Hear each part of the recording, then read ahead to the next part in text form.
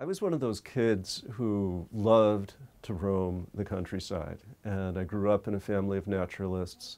My father trained in forestry, and we had a very interesting, rather open relationship with religious faith. I was born into a Methodist family, and not exclusively Methodist. And when I was in high school, I was part of the Wakefield Players Guild. And this was the official Players Guild of the Episcopalian Diocese of Rochester, New York. And we, every summer, staged a whole town production that had a religious theme that included clergy from all of the different churches in town.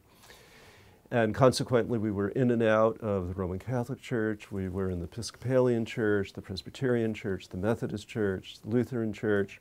And we actually toured every weekend, and we took miracle plays and mystery plays on the road all over upstate New York, so that my original biblical training was through memorization and presentation. That was a great grounding in faith in that regard. I also grew up at a time when the Vietnam War was being hotly debated through the country. And while I was in high school, I affiliated with the Religious Society of Friends and became part of their youth group and spent every weekend with the Quakers in silent meditation and also engaging with topics that were undertaken by that Quaker meeting, which included draft counseling, it included demonstrating with Cesar Chavez, it included court watching while individuals were on trial for trashing draft offices, Flower City 7 in particular. It was also a time when Buddhism was coming into the awareness of the general population. And I had the good fortune when I was about 13 of interviewing Philip Chapple, who was the Roshi who established the Zen Center of Rochester, New York. He had just published The Three Pillars of Zen, which remains a classic for understanding the core teachings and the ideas of Zen Buddhism. Beautiful descriptions of Satori are included in narrative form in that book. And I became quite entranced, really, with the whole worldview set forth by Buddhism in particular.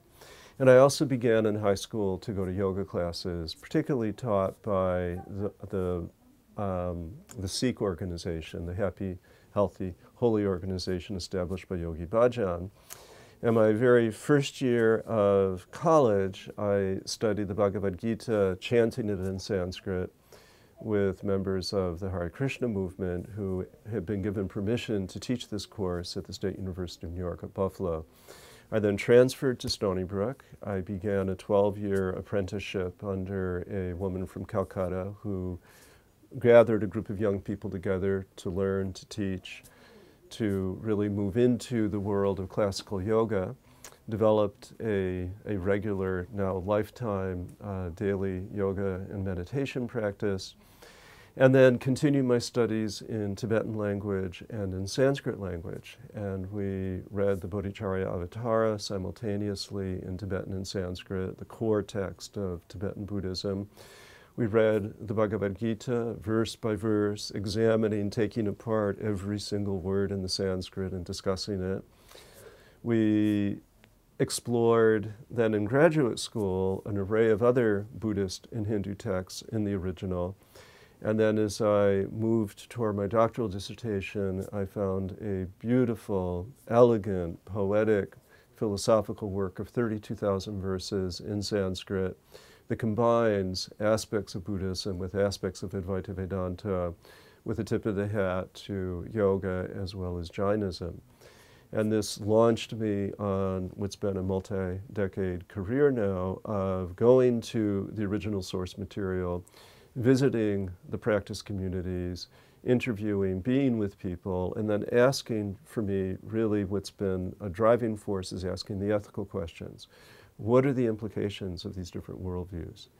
And from my first book, Karma and Creativity, through to the book I'm working on now, which is called tentatively Living Landscapes, Elements and Animals in Indic Traditions, what I'm most driven by are the implications of a worldview that says that we are all kin with one another, that we cannot separate human reality from the world of nature, that we have to recognize that this central precept of nonviolence, the central observance of what Gandhi set forth as ahimsa, that this can be instructive in all different regards. And I have the good fortune of being involved in a research project right now with the Bioethics Institute of Zurich University in Switzerland, the issue of synthetic life. And I've been asked to think about how would Indian thought regard the idea that you can create life in a test tube. So these are fascinating things to explore, and I just feel really quite honored to be given the opportunity to continue with this work and to have so many interested students participate in this whole process.